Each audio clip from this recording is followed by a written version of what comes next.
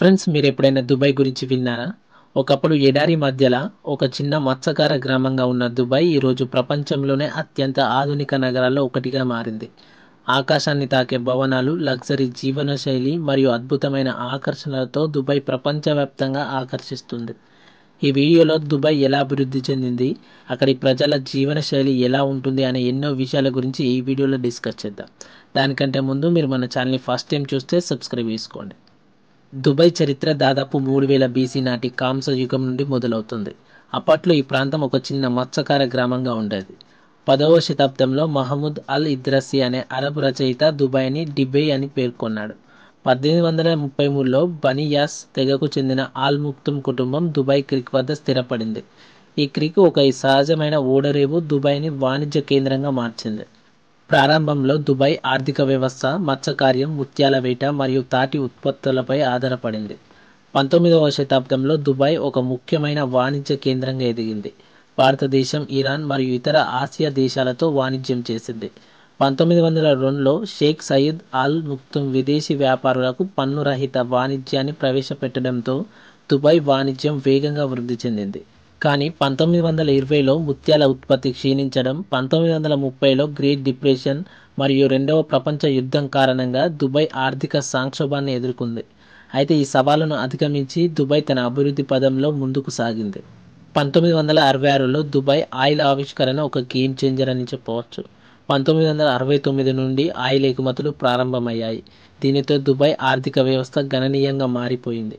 Sheikh Rashid bin Saeed అల్ ముక్తుమ్ Dubai రూలర్గా ఈ ఆదాయాన్ని roads, విద్యుత్, నీటి వ్యవస్థలు, హాస్పిటల్స్ మరియు పాఠశాలలు వంటి మౌలిక వసతుల అభివృద్ధికి ఉపయోగించారు.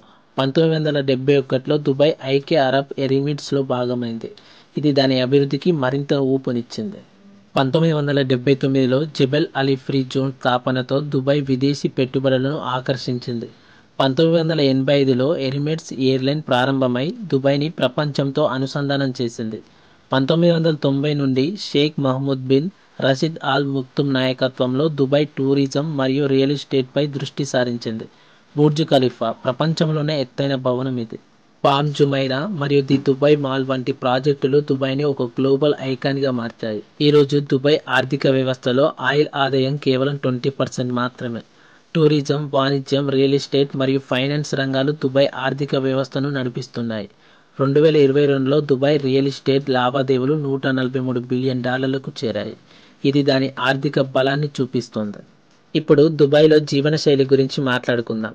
దుబాయ్ ఒక బహుసాంస్కృతిక నగరం. ఇక్కడ 200కి పైగా జాతీయులు కలిసి జీవిస్తారు. భారతీయులు, ముఖ్యంగా తెలుగు, మలయాళం మరియు తమిళ భాషలు మాట్లాడేవారు దుబాయ్ జనాభాలో 27% ఉన్నారు. దుబాయ్ జీవనశైలి లగ్జరీ మరియు ఆధునికతతో నిండి ఉంటుంది. The Dubai Mall, Burj Al Arab వంటి స్థలాలు షాపింగ్ మరియు వినోదానికి ప్రసిద్ధి. సాంప్రదాయ మార్కెట్లు మరియు ఆధునిక షాపింగ్ సెంటర్లు ఒకే చోట ఉంటాయి. ఇక్కడ ప్రజలు 5 స్టార్ హోటల్లో తినడం, బీచ్లలో రిలాక్స్ అవ్వడం మరియు డిజర్ట్ సాఫరీలను ఆస్వాదిస్తూ ఉంటారు. మతపరమైన స్వేచ్ఛ కూడా ఇక్కడ గణనీయంగా ఉంది. ఇస్లాం యొక్క అధికారిక మతం అయినప్పటికీ కూడా హిందూ దేవాలయాలు, చర్చిలు మరియు గురుద్వారాలు కూడా ఇక్కడ ఉన్నాయి. భారతీయ సంఘాలు దీపావళి, హోలీ మరియు ఓణం వంటి పండుగలను ఘనంగా జరుపుకుంటాయి.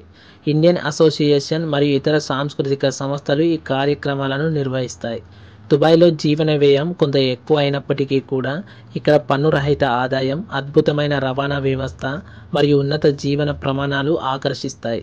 ఉద్యోగ అవకాశాలు, ముఖ్యంగా ఫైనాన్స్, టూరిజం మరియు టెక్నాలజీ రంగాల్లో చాలా ఉన్నాయి. ఈరోజు దుబాయ్ ఒక global hub. Dubai internet city, media city మరియు మారిటైమ్ సిటీ వంటి ఫ్రీ జోన్లు విదేశీ కంపెనీలను ఆకర్షిస్తున్నాయి.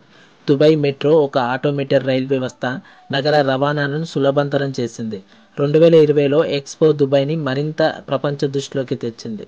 దుబాయ్ భవిష్యత్తు కూడా చాలా బాగుంది. 2030 నాటికి దుబాయ్ స్మార్ట్ సిటీగా మారాలని లక్ష్యంగా పెట్టుకుంది.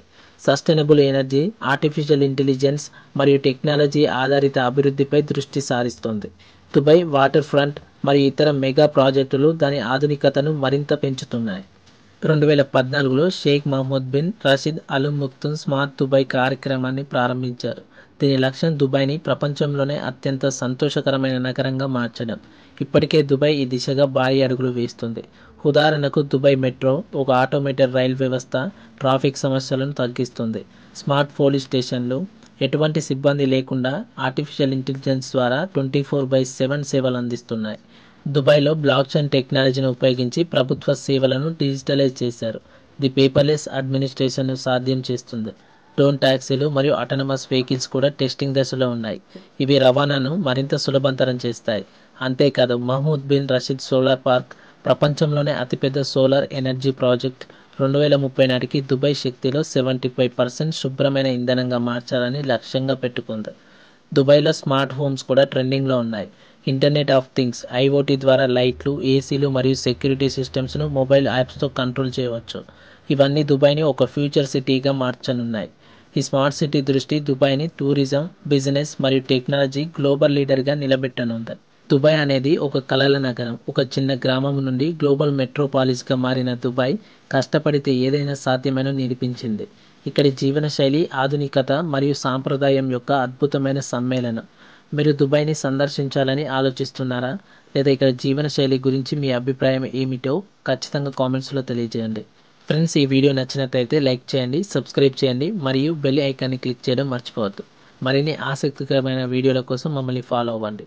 త్వరలో మరో వీడియోతో కలుద్దాం. జై హింద్.